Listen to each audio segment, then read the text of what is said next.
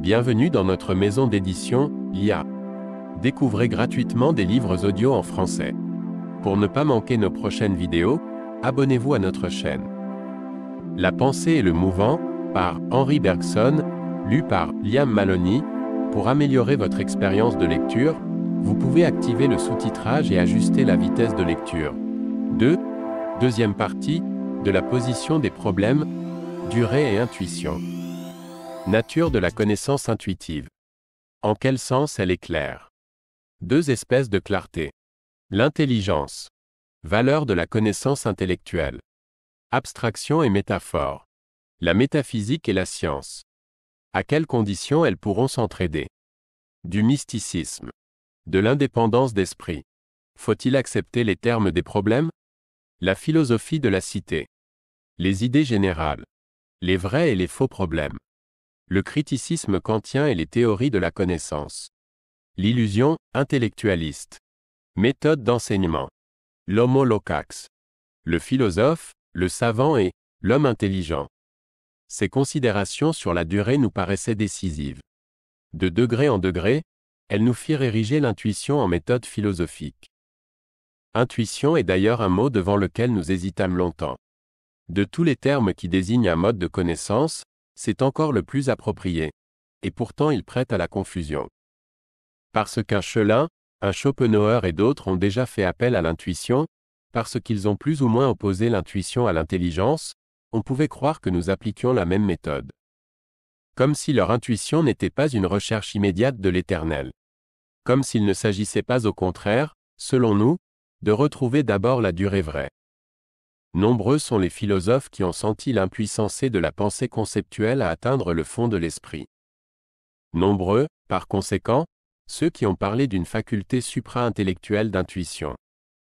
Mais, comme ils ont cru que l'intelligence opérait dans le temps, ils en ont conclu que dépasser l'intelligence consistait à sortir du temps. Ils n'ont pas vu que le temps intellectualisé est espace, que l'intelligence travaille sur le fantôme de la durée, mais non pas sur la durée même, que l'élimination du temps est l'acte habituel, normal, banal, de notre entendement, que la relativité de notre connaissance de l'esprit vient précisément de là, et que dès lors, pour passer de l'intellection à la vision, du relatif à l'absolu, il n'y a pas à sortir du temps, nous en sommes déjà sortis, il faut, au contraire, se replacer dans la durée et ressaisir la réalité dans la mobilité qui en est l'essence. Une intuition qui prétend se transporter d'un bond dans l'éternel s'en tient à l'intellectuel. Au concept que fournit l'intelligence, elle substitue simplement un concept unique qui les résume tous et qui est par conséquent toujours le même, de quelque nom qu'on l'appelle, la substance, le moi, l'idée, la volonté. La philosophie ainsi entendue, nécessairement panthéistique, n'aura pas de peine à expliquer déductivement toute chose, puisqu'elle se sera donnée par avance, dans un principe qui est le concept des concepts, tout le réel et tout le possible. Mais cette explication sera vague et hypothétique, cette unité sera artificielle, et cette philosophie s'appliquerait aussi bien à un monde tout différent du nôtre. Combien plus instructive serait une métaphysique vraiment intuitive, qui suivrait les ondulations du réel. Elle n'embrasserait plus d'un seul coup la totalité des choses, mais de chacune elle donnerait une explication qui s'y adapterait exactement, exclusivement.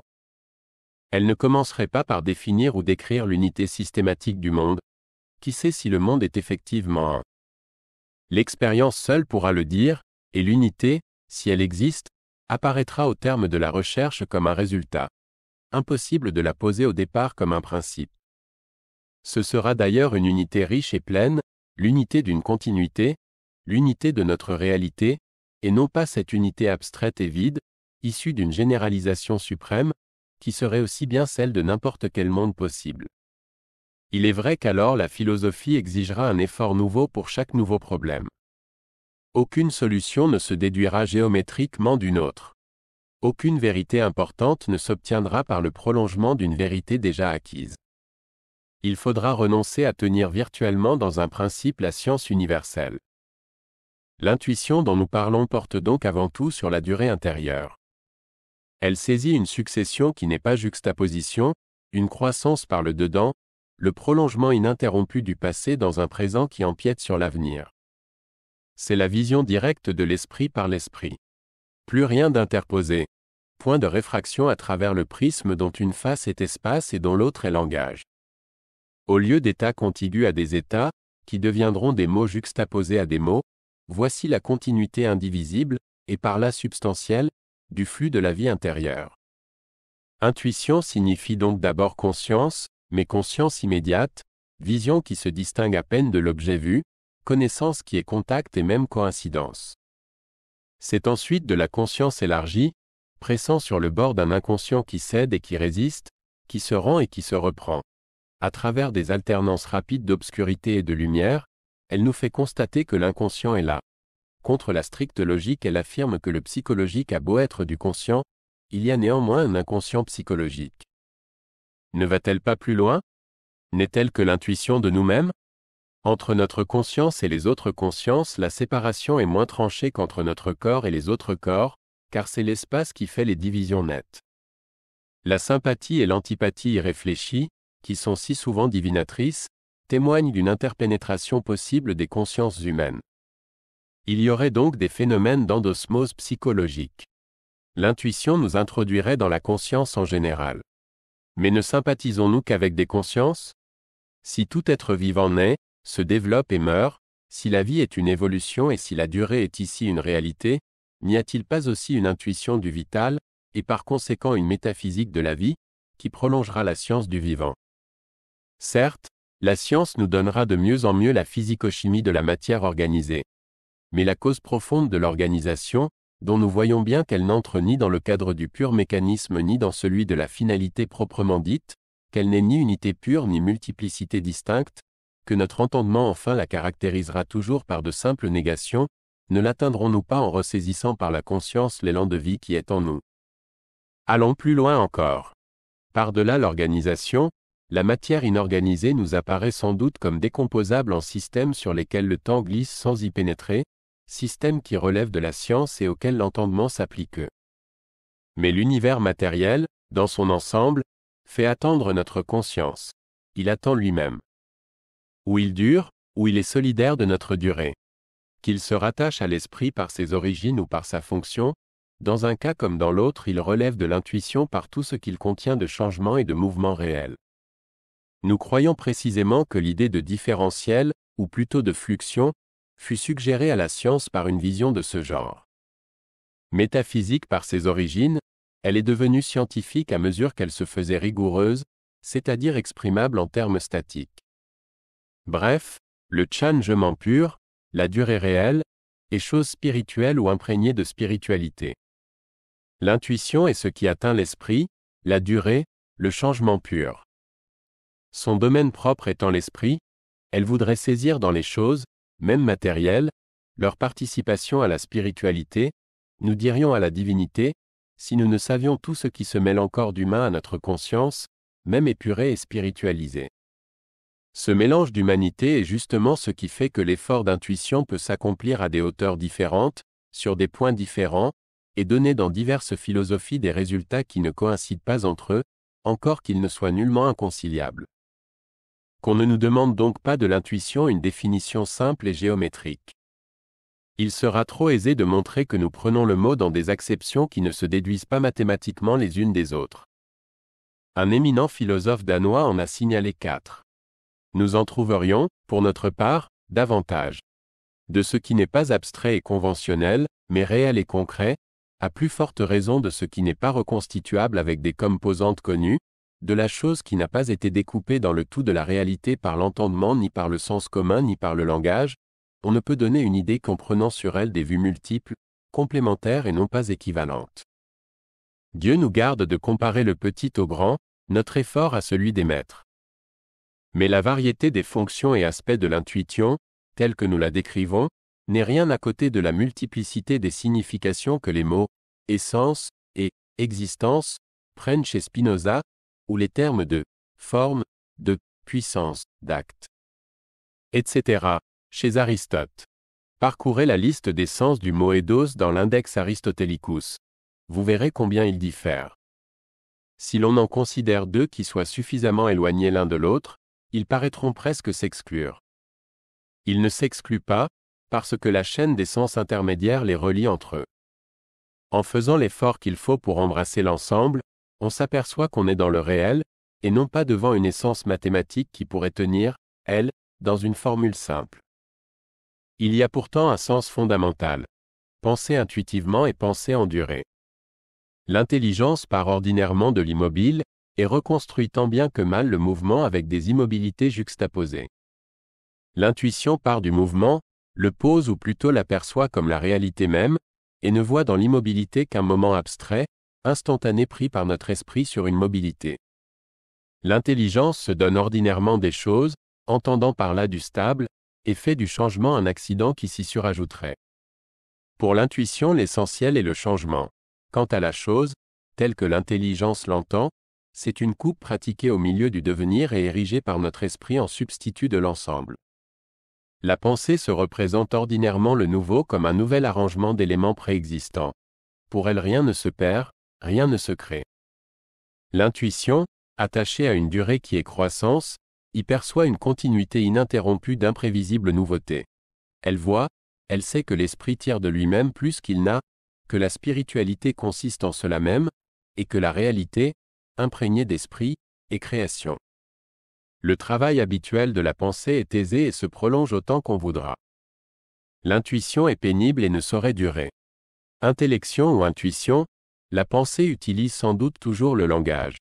Et l'intuition, comme toute pensée, finit par se loger dans des concepts, durée, multiplicité qualitative ou hétérogène, inconscient, différentiel même, si l'on prend la notion telle qu'elle était au début. Mais le concept qui est d'origine intellectuelle est tout de suite clair, au moins pour un esprit qui pourrait donner l'effort suffisant, tandis que l'idée issue d'une intuition commence d'ordinaire par être obscure, quelle que soit notre force de pensée. C'est qu'il y a deux espèces de clarté. Une idée neuve peut être claire parce qu'elle nous présente, simplement arrangée dans un nouvel ordre, des idées élémentaires que nous possédions déjà. Notre intelligence, ne trouvant alors dans le nouveau que de l'ancien, se sent en pays de connaissance. Elle est à son aise. Elle comprend. Telle est la clarté que nous désirons, que nous recherchons, et dont nous savons toujours gré à celui qui nous l'apporte. Il en est une autre, que nous subissons, et qui ne s'impose d'ailleurs qu'à la langue. C'est celle de l'idée radicalement neuve et absolument simple, qui capte plus ou moins une intuition. Comme nous ne pouvons la reconstituer avec des éléments préexistants, puisqu'elle n'a pas d'éléments, et comme, d'autre part, comprendre sans effort consiste à recomposer le nouveau avec de l'ancien, notre premier mouvement est de la dire incompréhensible.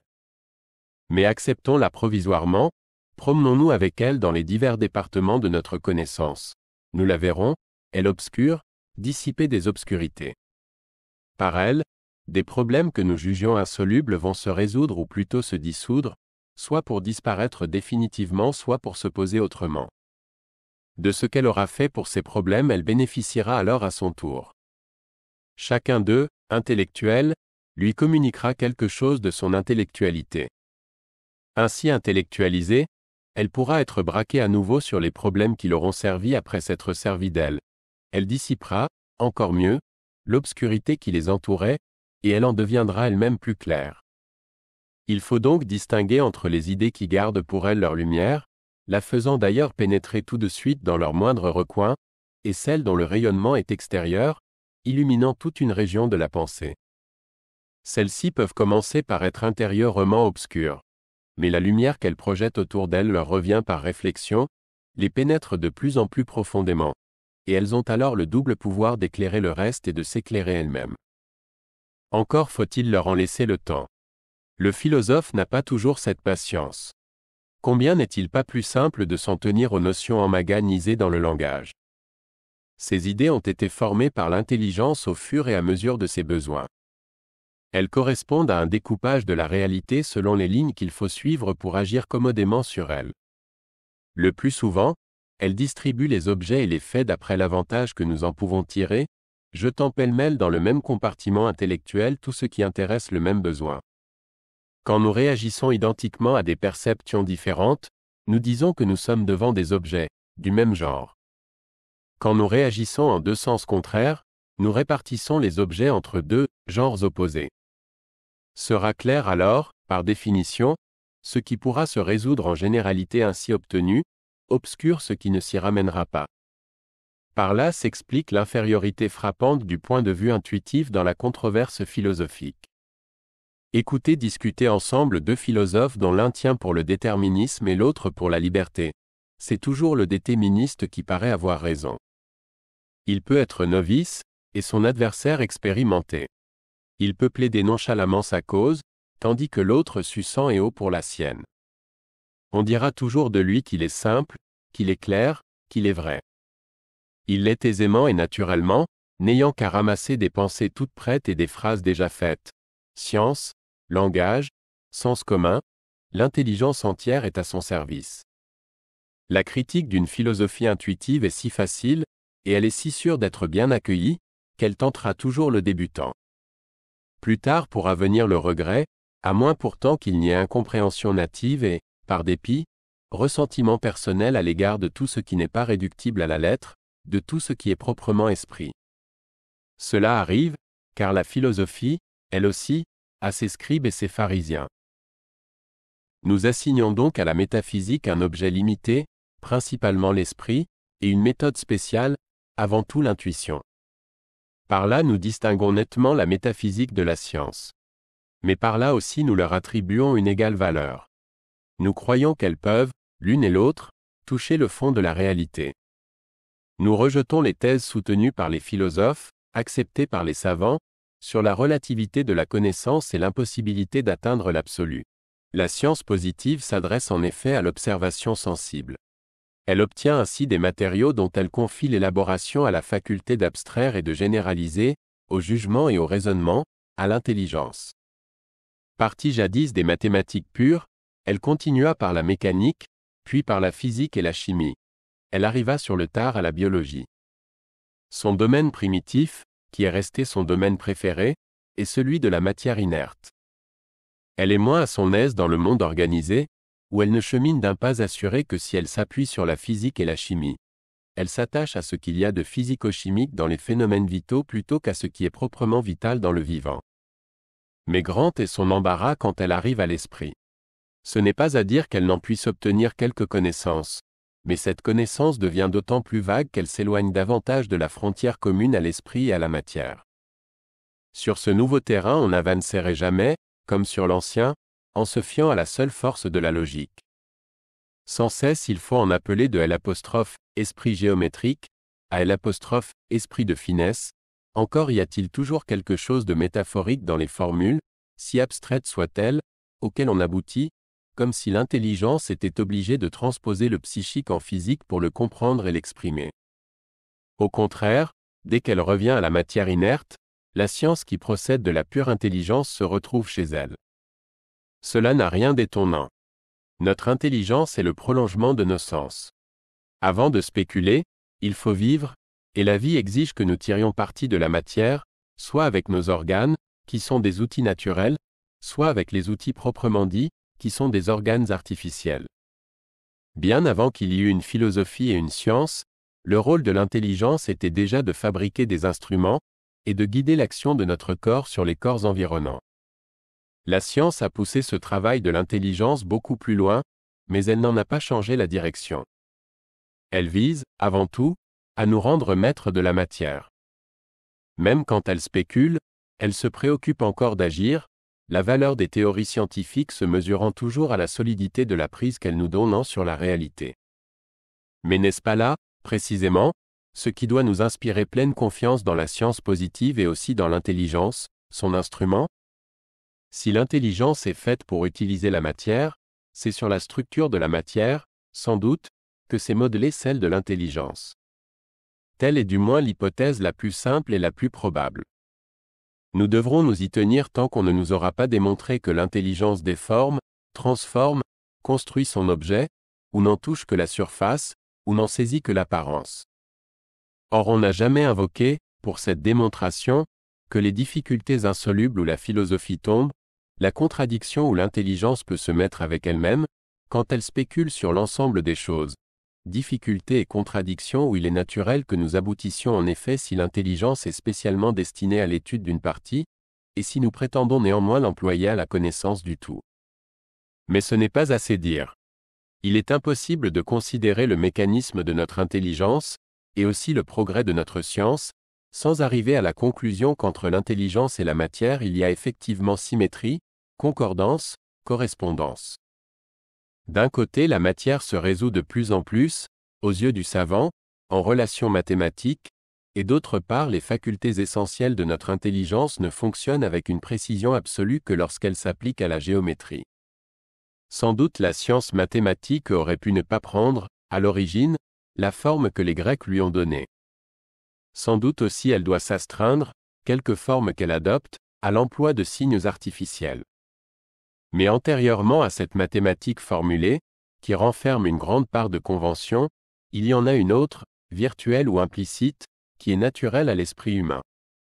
Si la nécessité d'opérer sur certains signes rend l'abord des mathématiques difficile à beaucoup d'entre nous, en revanche, dès qu'il a surmonté l'obstacle, l'esprit se meut dans ce domaine avec une aisance qu'il n'a nulle part ailleurs, l'évidence étant ici immédiate et théoriquement instantanée, l'effort pour comprendre existant le plus souvent en fait mais non pas en droit, dans tout autre ordre d'études, au contraire, il faut, pour comprendre, un travail de maturation de la pensée qui reste en quelque sorte adhérent au résultat, rempli essentiellement de la durée, et ne saurait être conçu, même théoriquement, comme instantané.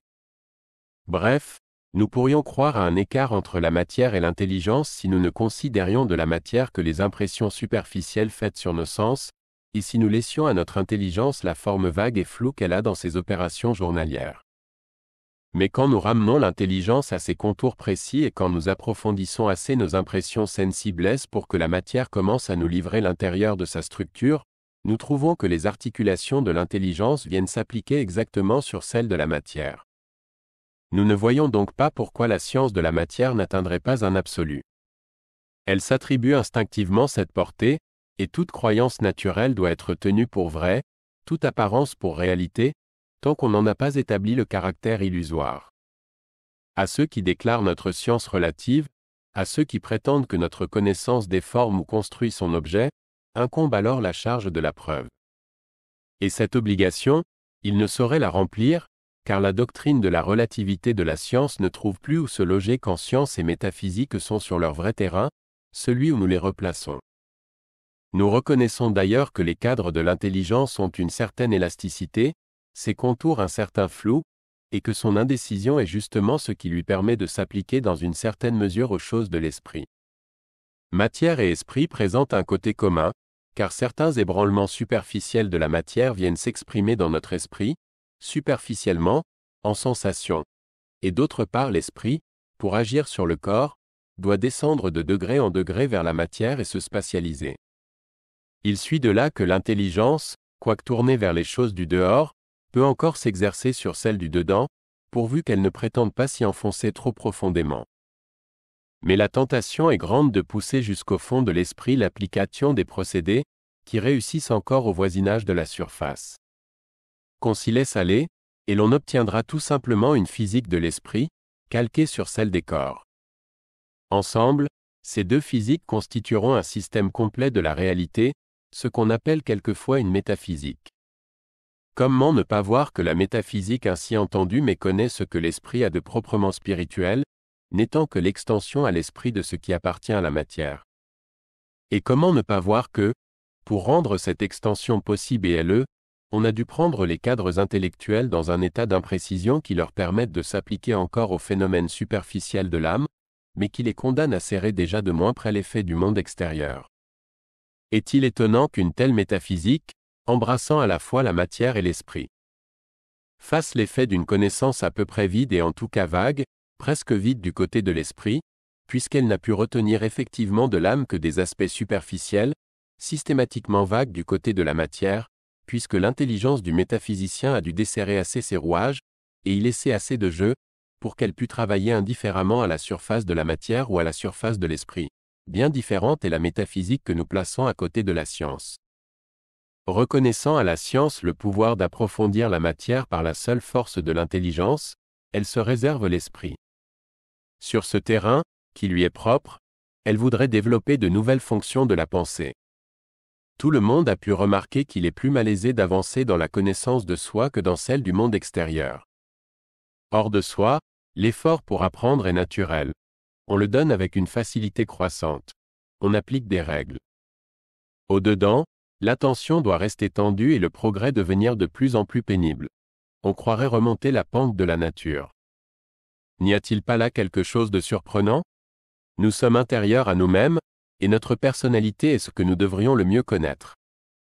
Point du tout. Notre esprit y est comme à l'étranger, tandis que la matière lui est familière et que, chez elle, il se sent chez lui. Mais c'est qu'une certaine ignorance de soi est peut-être utile à un être qui doit s'extérioriser pour agir. Elle répond à une nécessité de la vie. Notre action s'exerce sur la matière, et elle est d'autant plus efficace que la connaissance de la matière a été poussée plus loin. Sans doute il est avantageux, pour bien agir, de penser à ce qu'on fera, de comprendre ce qu'on a fait, de se représenter ce qu'on aurait pu faire. La nature nous y invite. C'est un des traits qui distingue l'homme de l'animal, tout entier à l'impression du moment. Mais la nature ne nous demande qu'un coup d'œil à l'intérieur de nous-mêmes. Nous apercevons bien alors l'esprit, mais l'esprit se préparant à façonner la matière, s'adaptant par avance à elle, se donnant je ne sais quoi de spatial, de géométrique, d'intellectuel. Une connaissance de l'esprit, dans ce qu'il a de proprement spirituel, nous éloignerait plutôt du but. Nous nous en rapprochons, au contraire, quand nous étudions la structure des choses. Ainsi la nature détourne l'esprit de l'esprit, tourne l'esprit vers la matière. Mais dès lors nous voyons comment nous pourrons, s'il nous plaît, élargir, approfondir, intensifier indéfiniment la vision qui nous a été concédée de l'esprit. Puisque l'insuffisance de cette vision tient d'abord à ce qu'elle porte sur l'esprit déjà spatialisé et distribué en compartiments intellectuels où la matière s'insère et reerra, dégageons l'esprit de l'espace où il se détend, de la matérialité qu'il se donne pour se poser sur la matière. Nous le rendrons à lui-même et nous le saisirons immédiatement. Cette vision directe de l'esprit par l'esprit est la fonction principale de l'intuition, telle que nous la comprenons. L'intuition ne se communiquera d'ailleurs que par l'intelligence. Elle est plus qu'idée. Elle devra toutefois, pour se transmettre, chevaucher sur des idées. Du moins s'adressera-t-elle de préférence aux idées les plus concrètes, qu'entoure encore une frange d'images. Comparaison et métaphores suggéreront ici ce qu'on n'arrivera pas à exprimer. Ce ne sera pas un détour. On ne fera qu'aller droit au but. Si l'on parlait constamment un langage abstrait, soi-disant scientifique, on ne donnerait de l'esprit que son imitation par la matière, car les idées abstraites ont été tirées du monde extérieur et impliquent toujours une représentation spatiale, et pourtant on croirait avoir analysé l'esprit. Les idées abstraites toutes seules nous inviteraient donc ici à nous représenter l'esprit sur le modèle de la matière et à le penser par transposition, c'est-à-dire, au sens précis du mot, par métaphore. Ne soyons pas dupes des apparences. Il y a des cas où c'est le langage imagé qui parle sciemment au propre, et le langage abstrait qui parle inconsciemment au figuré. Dès que nous abordons le monde spirituel, l'image, si elle ne cherche qu'à suggérer, peut nous donner la vision directe, tandis que le terme abstrait, qui est d'origine spatiale et qui prétend exprimer, nous laisse le plus souvent dans la métaphore. Pour tout résumer, nous voulons une différence de méthode, nous n'admettons pas une différence de valeur, entre la métaphysique et la science. Moins modestes pour la science que ne l'ont été la plupart des savants, nous estimons qu'une science fondée sur l'expérience, telle que les modernes l'entendent, peut atteindre l'essence du réel. Sans doute elle n'embrasse qu'une partie de la réalité, mais de cette partie elle pourra un jour toucher le fond. En tout cas elle s'en rapprochera indéfiniment. Elle remplit donc déjà une moitié du programme de l'ancienne métaphysique. Métaphysique elle pourrait s'appeler, si elle ne préférait garder le nom de science. Reste l'autre moitié. Celle-ci nous paraît revenir de droit à une métaphysique qui part également de l'expérience, et qui est à même, elle aussi, d'atteindre l'absolu. Nous l'appellerions science, si la science ne préférait se limiter au reste de la réalité. La métaphysique n'est donc pas la supérieure de la science positive. Elle ne vient pas, après la science, considérer le même objet pour en obtenir une connaissance plus haute. Supposer entre elles ce rapport, selon l'habitude à peu près constante des philosophes, et faire du tort à l'une et à l'autre, à la science, que l'on condamne à la relativité, à la métaphysique, qui ne sera plus qu'une connaissance hypothétique et vague, puisque la science aura nécessairement pris pour elle, par avance, tout ce qu'on peut savoir sur son objet de précis et de certain. Bien différente est la relation que nous établissons entre la métaphysique et la science. Nous croyons qu'elles sont, ou qu'elles peuvent devenir, également précises et certaines. L'une et l'autre portent sur la réalité même. Mais chacune n'en retient que la moitié, de sorte qu'on pourrait voir en elle, à volonté, deux subdivisions de la science ou deux départements de la métaphysique, si elles ne marquaient des directions divergentes de l'activité de la pensée. Justement parce qu'elles sont au même niveau, elles ont des points communs et peuvent, sur ces points, se vérifier l'une par l'autre. Établir entre la métaphysique et la science une différence de dignité, leur assigner le même objet, c'est-à-dire l'ensemble des choses, en stipulant que l'une le regardera d'en bas et l'autre d'en haut, c'est exclure l'aide mutuelle et le contrôle réciproque. La métaphysique est nécessairement alors à moins de perdre tout contact avec le réel, un extrait condensé ou une extension hypothétique de la science. Laissez-leur, au contraire, des objets différents, à la science la matière et à la métaphysique l'esprit. Comme l'esprit et la matière se touchent, métaphysique et science vont pouvoir, tout le long de leur surface commune, s'éprouver l'une l'autre, en attendant que le contact devienne fécondation. Les résultats obtenus des deux côtés devront se rejoindre, puisque la matière rejoint l'esprit. Si l'insertion n'est pas parfaite, ce sera qu'il y a quelque chose à redresser dans notre science, ou dans notre métaphysique, ou dans les deux. La métaphysique exercera ainsi, par sa partie périphérique, une influence salutaire sur la science. Inversement, la science communiquera à la métaphysique des habitudes de précision qui se propageront, chez celle-ci, de la périphérie au centre. Ne fût-ce que parce que ces extrémités devront s'appliquer exactement sur celles de la science positive, notre métaphysique sera celle du monde où nous vivons, et non pas de tous les mondes possibles. Elle étreindra des réalités.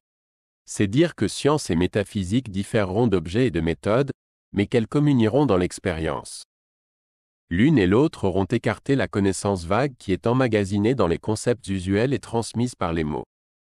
Que demandions-nous, en somme, pour la métaphysique, sinon ce qui avait été déjà obtenu pour la science? Longtemps la route avait été barrée à la science positive par la prétention de reconstituer la réalité avec les concepts déposés dans le langage. Le « bas » et le « haut », le « lourd » et le « léger », le « sec » et l'humide étaient les éléments dont on se servait pour l'explication des phénomènes de la nature. On pesait, dosait, combinait des concepts. C'était, en guise de physique, une chimie intellectuelle.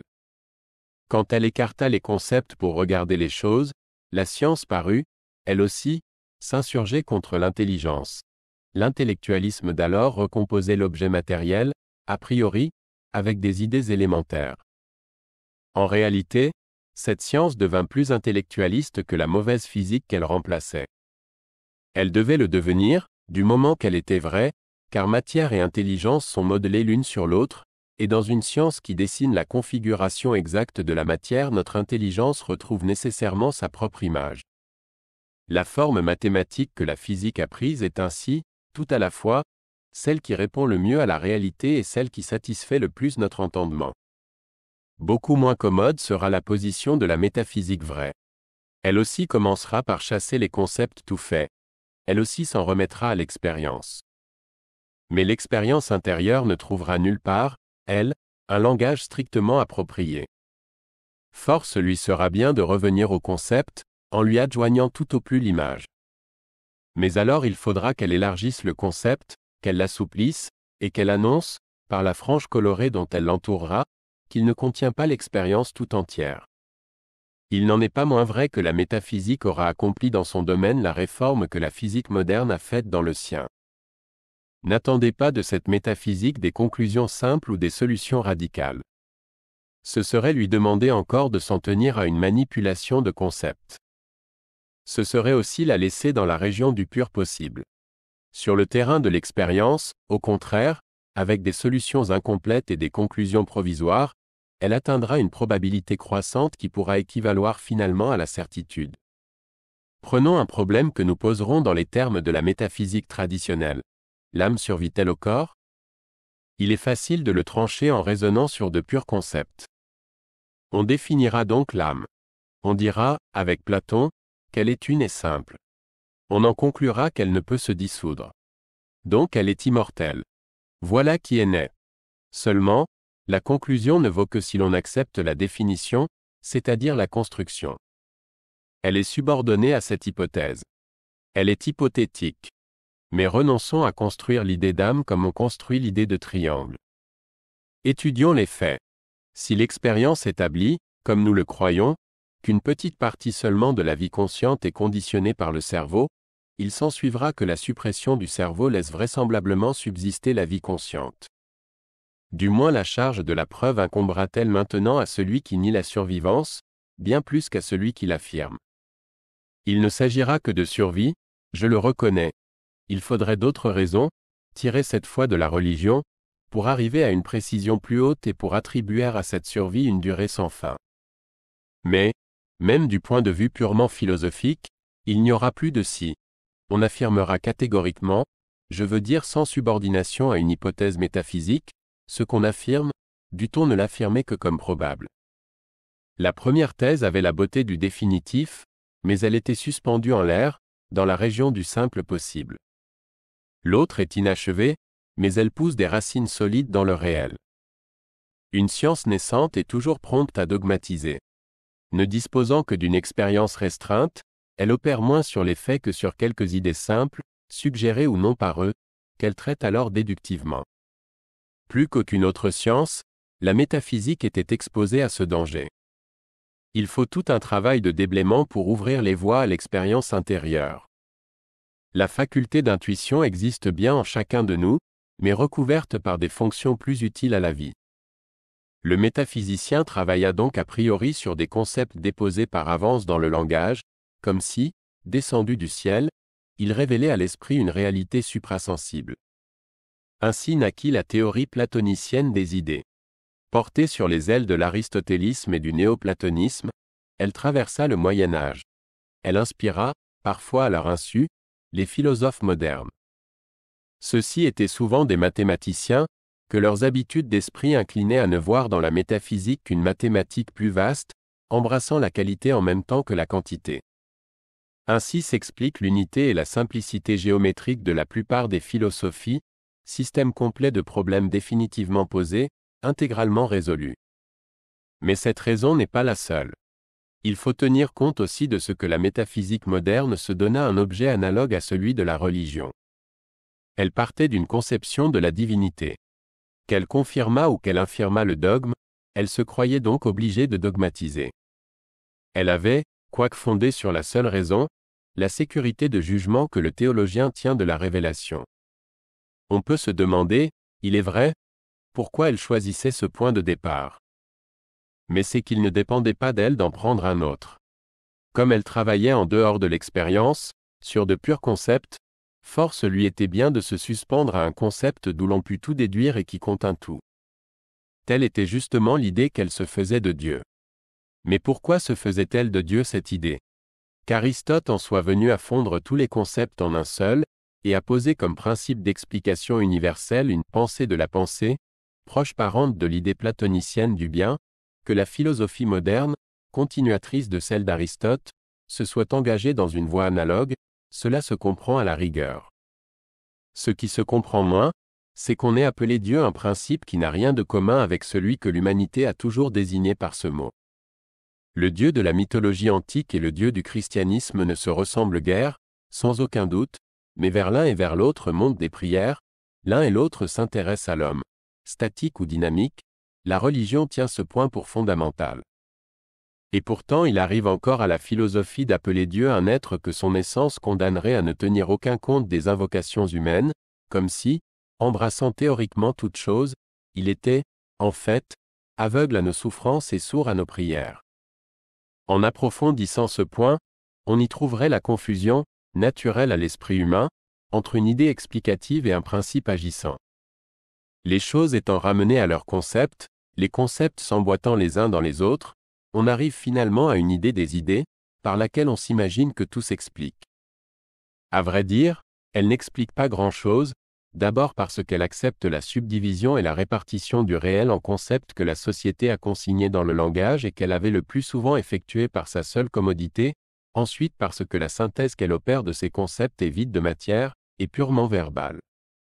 On se demande comment ce point essentiel a échappé à des philosophes profonds, et comment ils ont pu croire qu'il caractérisait en quoi que ce fût le principe érigé par eux en explication du monde, alors qu'ils se bornaient à le représenter conventionnellement par un signe. Nous le disions plus haut, qu'on donne le nom qu'on voudra à la « chose en soi », qu'on en fasse la substance de Spinoza, le moi de Fichte, l'absolu de Schelin, l'idée de Hegel, ou la volonté de Schopenhauer, le mot aura beau se présenter avec sa signification bien définie. Il la perdra, il se videra de toute signification dès qu'on l'appliquera à la totalité des choses. Pour ne parler que de la dernière de ces grandes synthèses, n'est-il pas évident qu'une volonté n'est volonté qu'à la condition de trancher sur ce qui ne veut pas? Comment alors l'esprit tranchera-t-il sur la matière, si la matière est elle-même volonté? Mettre la volonté partout équivaut à ne la laisser nulle part, car c'est identifier l'essence de ce que je sens en moi, durée, jaillissement, création continue, avec l'essence de ce que je perçois dans les choses, où il y a évidemment répétition, prévisibilité, nécessité.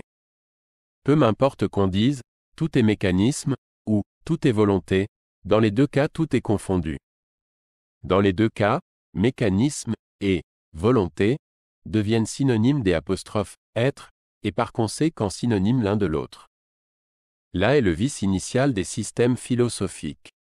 Ils croient nous renseigner sur l'absolu en lui donnant un nom. Mais, encore une fois, le mot peut avoir un sens défini quand il désigne une chose. Il le perd dès que vous l'appliquez à toute chose. Encore une fois, je sais ce qu'est la volonté si vous entendez par là ma faculté de vouloir, ou celle des êtres qui me ressemblent, ou même la poussée vitale des êtres organisés, supposée alors analogue à mon élan de conscience. Mais plus vous augmenterez l'extension du terme, plus vous en diminuerez la compréhension. Si vous englobez dans son extension la matière, vous videz sa compréhension des caractères positifs par lesquels la spontanéité tranche sur le mécanisme, et la liberté sur la nécessité. Quand enfin le mot en vient à désigner tout ce qui existe, il ne signifie plus qu'existence. Que gagnez-vous alors à dire que le monde est volonté, au lieu de constater tout bonnement qu'il est? Mais le concept au contenu indéterminé, ou plutôt sans contenu, auquel on aboutit ainsi, et qui n'est plus rien, on veut qu'il soit tout. On fait alors appel au Dieu de la religion, qui est la détermination même et, de plus, essentiellement agissant. Il est au sommet de l'être, on fait coïncider avec lui ce qu'on prend, bien à tort, pour le sommet de la connaissance. Quelque chose de l'adoration et du respect que l'humanité lui voue passe alors au principe qu'on a décoré de son nom. Et de là vient, en grande partie, le dogmatisme de la philosophie moderne. La vérité est qu'une existence ne peut être donnée que dans une expérience. Cette expérience s'appellera vision ou contact, perception extérieure en général, s'il s'agit d'un objet matériel. Elle prendra le nom d'intuition quand elle portera sur l'esprit. Jusqu'où va l'intuition? Elle seule pourra le dire. Elle ressaisit un fil. À elle de voir si ce fil monte jusqu'au ciel ou s'arrête à quelque distance de terre. Dans le premier cas, l'expérience métaphysique se reliera à celle des grands mystiques. Nous croyons constater, pour notre part, que la vérité est là. Dans le second, elles resteront isolées l'une de l'autre, sans pour cela répugner entre elles. De toute manière, la philosophie nous aura élevés au-dessus de la condition humaine. Déjà elle nous affranchit de certaines servitudes spéculatives quand elle pose le problème de l'esprit en termes d'esprit et non plus de matière, quand, d'une manière générale, elle nous dispense d'employer les concepts à un travail pour lequel la plupart ne sont pas faits. Ces concepts sont inclus dans les mots. Ils ont, le plus souvent, été élaborés par l'organisme social en vue d'un objet qui n'a rien de métaphysique. Pour les former, la société a découpé le réel selon ses besoins. Pourquoi la philosophie accepterait-elle une division qui a toute chance de ne pas correspondre aux articulations du réel? Elle l'accepte pourtant d'ordinaire. Elle subit le problème tel qu'il est posé par le langage. Elle se condamne donc par avance à recevoir une solution toute faite ou, en mettant les choses au mieux, à simplement choisir entre les 2 ou 3 solutions, seules possibles, qui sont coéternelles à cette position du problème. Autant vaudrait dire que toute vérité est déjà virtuellement connue, que le modèle en est déposé dans les cartons administratifs de la cité, et que la philosophie est un jeu de puzzle où il s'agit de reconstituer, avec des pièces que la société nous fournit, le dessin qu'elle ne veut pas nous montrer. Autant vaudrait assigner au philosophe le rôle et l'attitude de l'écolier, qui cherche la solution en se disant qu'un coup d'œil indiscret la lui montrerait, notée en regard de l'énoncé, dans le cahier du maître. Mais la vérité est qu'il s'agit, en philosophie et même ailleurs, de trouver le problème et par conséquent de le poser, plus encore que de le résoudre. Car un problème spéculatif est résolu dès qu'il est bien posé. J'entends, par là que la solution en existe alors aussitôt, bien qu'elle puisse rester cachée et, pour ainsi dire, couverte, il ne reste plus qu'à la découvrir. Mais poser le problème n'est pas simplement découvrir, c'est inventer.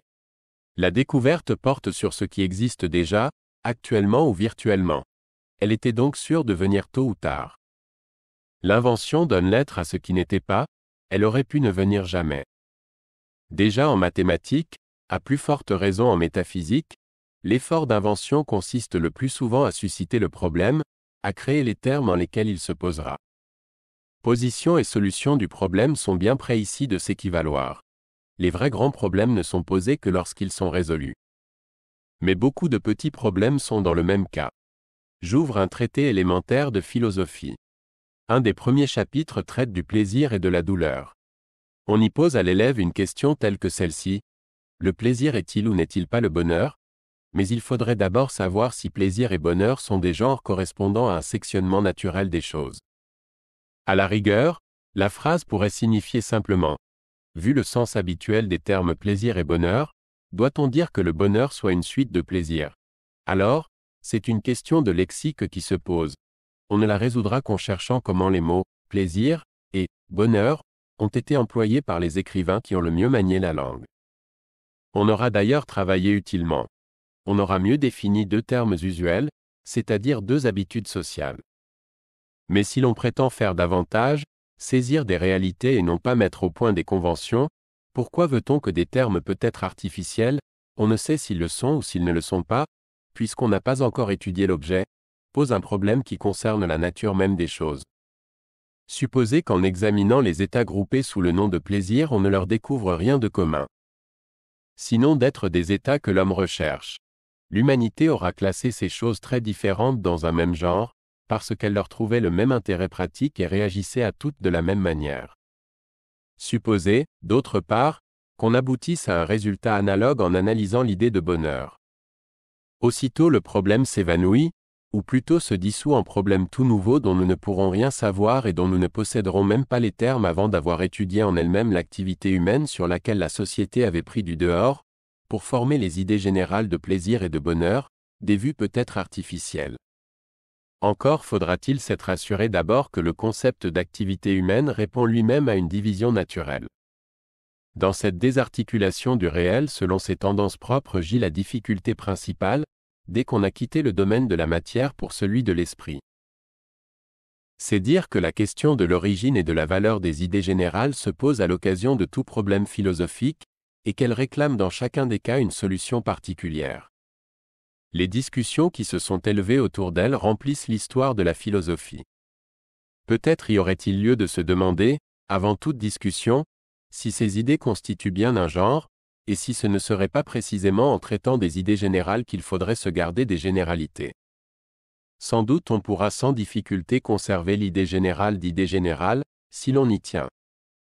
Il suffira de dire que l'on convient d'appeler idée générale une représentation qui groupe un nombre indéfini de choses sous le même nom. La plupart des mots correspondront ainsi à une idée générale. Mais la question importante pour le philosophe est de savoir par quelle opération, pour quelle raison, et surtout en vertu de quelle structure du réel les choses peuvent être ainsi groupées, et cette question ne comporte pas une solution unique et simple. Disons tout de suite que la psychologie nous paraît marcher à l'aventure dans les recherches de cet ordre si elle ne tient pas un fil conducteur. Derrière le travail de l'esprit, qui est l'acte, il y a la fonction. Derrière les idées générales, il y a la faculté de concevoir ou de percevoir des généralités. De cette faculté, il faudrait déterminer d'abord la signification vitale. Dans le labyrinthe des actes, états et facultés de l'esprit, le fil qu'on ne devrait jamais lâcher est celui que fournit la biologie. Primum vivere. Mémoire, imagination, conception et perception, généralisation enfin, ne sont pas là, pour rien, pour le plaisir. Il semble vraiment, à entendre certains théoriciens, que l'esprit soit tombé du ciel avec une subdivision en fonctions psychologiques dont il y a simplement à constater l'existence. Parce que ces fonctions sont telles, elles seraient utilisées de telle manière. Nous croyons au contraire que c'est parce qu'elles sont utiles, parce qu'elles sont nécessaires à la vie, qu'elles sont ce qu'elles sont. Aux exigences fondamentales de la vie, il faut se référer pour expliquer leur présence et pour la justifier s'il y a lieu, je veux dire pour savoir si la subdivision ordinaire en telle ou telle faculté est artificielle ou naturelle, si par conséquent nous devons la maintenir ou la modifier. Toutes nos observations sur le mécanisme de la fonction seront faussées si nous l'avons mal découpée dans la continuité du tissu psychologique. Dira-t-on que les exigences de la vie sont analogues chez les hommes, les animaux et même les plantes, que notre méthode risque donc de négliger ce qu'il y a de proprement humain dans l'homme? Sans aucun doute, une fois découpée et distribuée la vie psychologique, tout n'est pas fini. Il reste à suivre la croissance et même la transfiguration de chaque faculté chez l'homme. Mais on aura du moins quelque chance de n'avoir pas tracé des divisions arbitraires dans l'activité de l'esprit, pas plus qu'on échouerait à démêler des plantes aux tiges et feuillagesses entrelacées, enchevêtrées, si l'on creusait jusqu'aux racines. Appliquons cette méthode au problème des idées générales. Nous trouverons que tout être vivant, peut-être même tout organe, tout issu d'un être vivant généralise, je veux dire classifie, puisqu'il sait cueillir dans le milieu où il est, dans les substances ou les objets les plus divers, les parties ou les éléments qui pourront satisfaire tel ou tel de ses besoins. Il néglige le reste. Donc il isole le caractère qui l'intéresse, il va droit à une propriété commune. En d'autres termes, il classe, et par conséquent abstrait et généralise. Sans doute, dans la presque totalité des cas, et probablement chez tous les animaux autres que l'homme, abstraction et généralisation sont vécues et non pas pensées. Pourtant, chez l'animal même, nous trouvons des représentations auxquelles ne manque que la réflexion et quelques désintéressement pour être pleinement des idées générales. Sinon, comment une vache qu'on emmène s'arrêterait-elle devant un pré, n'importe lequel, simplement parce qu'il rentre dans la catégorie que nous appelons herbe ou pré?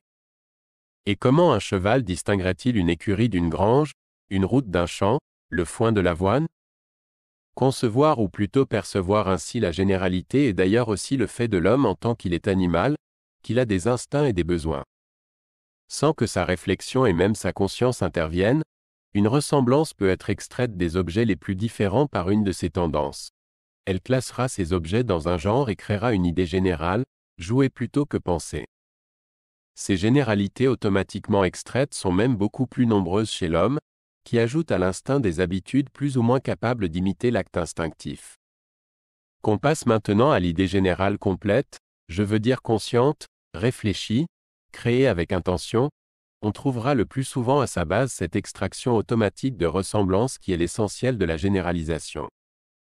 En un sens, rien ne ressemble à rien, puisque tous les objets diffèrent. En un autre sens, tout ressemble à tout, puisqu'on trouvera toujours, en s'élevant assez haut dans l'échelle des généralités, quelques genres artificiels ou deux objets différents, pris au hasard, pourront entrer. Mais entre la généralisation impossible et la généralisation inutile, il y a celle que provoque, en la préfigurant, des tendances, des habitudes, des gestes et des attitudes, des complexes de mouvements automatiquement accomplis ou esquissés, qui sont à l'origine de la plupart des idées générales proprement humaines. La ressemblance entre choses ou états, que nous déclarons percevoir, est avant tout la propriété, commune à ces états ou à ces choses, d'obtenir de notre corps la même réaction, de lui faire esquisser la même attitude et commencer les mêmes mouvements. Le corps extrait du milieu matériel ou moral ce qui a pu l'influencer, ce qui l'intéresse, c'est l'identité de réaction à des actions différentes qui, rejaillissant sur elle, y introduit la ressemblance ou l'en fait sortir. Telle, une sonnette tirera des excitants les plus divers, coups de poing, souffle du vent, courant électrique, un son toujours le même, les convertira ainsi en sonneurs et les rendra par là semblables entre eux, individus constitutifs d'un genre, simplement parce qu'elle reste elle-même. Sonnette est rien que sonnette, elle ne peut pas faire autre chose, si elle réagit, que de sonner. Il va sans dire que, lorsque la réflexion aura élevé à l'état de pensée pure des représentations qui n'étaient guère que l'insertion de la conscience dans un cadre matériel, attitude et mouvement, elle formera volontairement, directement, par imitation, des idées générales qui ne seront qu'idées. Elle y sera aidée puissamment par le mot, qui fournira encore à la représentation un cadre, cette fois plus spirituel que corporel, où s'insérer. Il n'en est pas moins vrai que pour se rendre compte de la vraie nature des concepts, pour aborder avec quelque chance de succès les problèmes relatifs aux idées générales, c'est toujours à l'interaction de la pensée et des attitudes ou habitudes motrices qu'il faudra se reporter, la généralisation n'étant guère autre chose, originellement, que l'habitude, remontant du champ de l'action à celui de la pensée. Mais, une fois déterminée ainsi l'origine et la structure de l'idée générale, une fois établie la nécessité de son apparition, une fois aussi constatée l'imitation de la nature par la construction artificielle d'idées générales, il reste à chercher comment des idées générales naturelles qui servent de modèle à d'autres sont possibles, pourquoi l'expérience nous présente des ressemblances que nous n'avons plus qu'à traduire en généralité. Parmi ces ressemblances, il en est, sans aucun doute, qui tiennent au fond des choses. Celles-là donneront naissance à des idées générales qui seront encore relatives, dans une certaine mesure, à la commodité de l'individu et de la société, mais que la science et la philosophie n'auront qu'à dégager de cette gangue pour obtenir une vision plus ou moins approximative de quelque aspect de la réalité. Elles sont peu nombreuses, et l'immense majorité des idées générales sont celles que la société a préparées pour le langage en vue de la conversation et de l'action. Néanmoins, même parmi ces dernières, auxquelles nous faisons surtout allusion dans le présent essai, on en trouverait beaucoup qui se rattachent par une série d'intermédiaires, après toutes sortes de manipulations, de simplifications, de déformations, au petit nombre d'idées qui traduisent des ressemblances essentielles. Il sera souvent instructif de remonter avec elles, par un plus ou moins long détour, jusqu'à la ressemblance à laquelle elles se rattachent. Il ne sera donc pas inutile d'ouvrir ici une parenthèse sur ce qu'on pourrait appeler les généralités objectives, inhérentes à la réalité même. Si restreint qu'en soit le nombre, elles sont importantes et par elles-mêmes et par la confiance qu'elles irradient autour d'elles, prêtant quelque chose de leur solidité à des genres tout artificiels. C'est ainsi que des billets de banque en nombre exagéré peuvent devoir le peu de valeur qui leur reste à ce qu'on trouverait encore d'or dans la caisse. En approfondissant ce point, on s'apercevrait, croyons-nous, que les ressemblances se répartissent en 3 groupes, dont le second devra probablement se subdiviser lui-même au fur et à mesure des progrès de la science positive. Les premières sont d'essence biologique. Elles tiennent à ce que la vie travaille comme si elle avait elle-même des idées générales, celles de genre et d'espèce, comme si elle suivait des plans de structure en nombre limité, comme si elle avait institué des propriétés générales de la vie, enfin et surtout comme si elle avait voulu, par le double effet de la transmission héréditaire, pour ce qui est inné, et de la transformation plus ou moins lente, disposer les vivants en séries hiérarchiques, le long d'une échelle où les ressemblances entre individus sont de plus en plus nombreuses à mesure qu'on s'élève plus haut. Qu'on s'exprime ainsi en termes de finalité, ou qu'on attribue à la matière vivante des propriétés spéciales, imitatrices de l'intelligence, ou bien enfin qu'on se rallie à quelque hypothèse intermédiaire, toujours c'est dans la réalité même en principe, même si notre classification est inexacte en fait, que se trouveront fondées nos subdivisions en espèces, genres, etc. Généralités que nous traduisons en idées générales. Et tout aussi fondées en droit seront celles qui correspondent à des organes, tissus, cellules, comportements, même des êtres vivants. Maintenant, si nous passons de l'organisé à l'inorganisé, de la matière vivante à la matière inerte et non encore informée par l'homme, nous retrouvons des genres réels, mais d'un caractère tout différent, des qualités, telles que les couleurs, les saveurs, les odeurs, des éléments ou des combinaisons, telles que l'oxygène, l'hydrogène, l'eau, enfin des forces physiques ouest comme la pesanteur, la chaleur, l'électricité. Mais ce qui rapproche ici les unes des autres les représentations d'individus groupés sous l'idée générale est tout autre chose. Sans entrer dans le détail, sans compliquer notre exposé en tenant compte des nuances, atténuant d'ailleurs par avance ce que notre distinction pourrait avoir d'excessif, convenant enfin de donner maintenant au mot « ressemblance » son sens le plus précis mais aussi le plus étroit, nous dirons que dans le premier cas le principe de rapprochement est la ressemblance proprement dite, et dans le second l'identité. Une certaine nuance de rouge peut être identique à elle-même dans tous les objets où elle se rencontre. On en dirait autant de 2 notes de même hauteur, de même intensité et de même timbre. D'ailleurs, à tort ou à raison, nous nous sentons marcher à des éléments ou à des événements identiques à mesure que nous approfondissons davantage la matière et que nous résolvons le chimique en physique, le physique en mathématiques. Or, Une logique simple a beau prétendre que la ressemblance est une identité partielle, et l'identité une ressemblance complète, l'expérience nous dit tout autre chose. Si l'on cesse de donner au mot « ressemblance » le sens vague et en quelque sorte populaire où nous le prenions pour commencer, si l'on cherche à préciser « ressemblance » par une comparaison avec « identité », on trouvera, croyons-nous, que l'identité est du géométrique et la ressemblance du vital. La première relève de la mesure, l'autre est plutôt du domaine de l'art. C'est souvent un sentiment tout esthétique qui pousse le biologiste évolutionniste à supposer parentes des formes entre lesquelles il est le premier à apercevoir une ressemblance. Les dessins même qu'il en donne révèlent parfois une main et surtout un œil d'artiste. Mais si l'identique tranche ainsi sur le ressemblant, il y aurait lieu de rechercher, pour cette nouvelle catégorie d'idées générales comme pour l'autre, ce qui la rend possible. Cliquez sur I, en haut à droite de votre écran pour choisir le livre audio que vous aimeriez découvrir. Si cette vidéo vous a plu, vous pouvez mettre un « j'aime » et la partager à vos amis. Par ailleurs, visitez notre bibliothèque sur audible.fr pour explorer notre vaste sélection de livres audio réalisés par IA.